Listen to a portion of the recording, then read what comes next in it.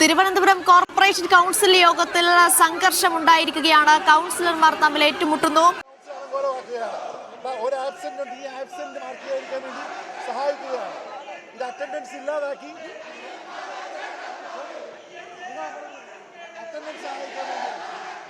സഹായിക്കാൻ വേണ്ടിയാണ്. ഇത് സുഗതനെ സഹായിക്കാൻ വേണ്ടിയാണ്. ഇന്ന് ആരുടെ അറ്റൻഡൻസ് എടുത്തിട്ടില്ല അത് പറഞ്ഞ് ഒപ്പിടിപ്പിക്കാൻ വേണ്ടിയാണ്. ബഹുമാനപ്പെട്ട മേയർ തന്നെ ഇന്ന് സംവിധാനങ്ങൾ ഇല്ലാതാക്കിയിരിക്കുകയാണ്.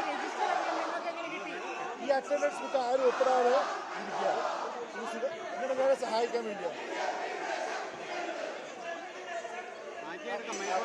നമ്മുടെ ആൾക്കാരെല്ലാം ഒപ്പിടാം.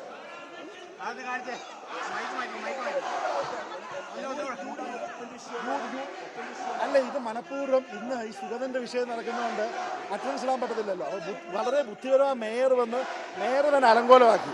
അപ്പൊ അറ്റൻഡൻസ് ഇടണ്ടല്ലോ. പക്ഷെ UDF അംഗങ്ങൾ നമ്മൾ അറ്റൻഡൻസ് ഇടുകയാണ്. കാരണം സുഗതനും ഇട്ടില്ല, ആരും ഇട്ടില്ലെങ്കിൽ പിന്നെ ഇല്ലാതാക്കാമല്ലോ. അത് വെച്ച് സുഗതനെ രക്ഷിക്കാൻ വേണ്ടിയുള്ള പ്ലാനാണ്. പക്ഷെ UDF അംഗങ്ങൾ ഇപ്പോൾ ഒപ്പിടും. അഡ്വക്കേറ്റ് ബിന്ദു BJP അംഗങ്ങൾ ആരും ഒപ്പിട്ടിട്ടില്ല.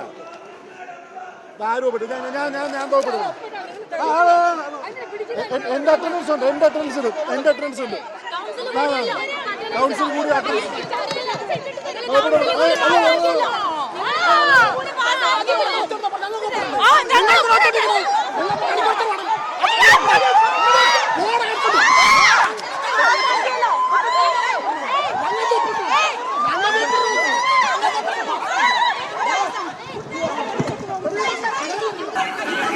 നഗരസഭയിൽ കൈവിട്ട കളിയിലേക്ക് കാര്യങ്ങൾ എത്തുന്നതുകൂടി നമുക്ക് പറയേണ്ടിയിരിക്കുന്നു.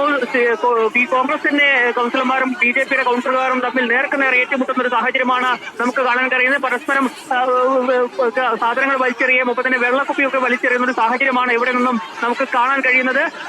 ഈ രജിസ്റ്ററിൽ ഒപ്പിടുന്ന കാര്യവുമായി ബന്ധപ്പെട്ട ഒരു തർക്കമാണ് ഇപ്പോൾ സംഘർഷത്തിലേക്ക് എത്തിയിരിക്കുന്നത്.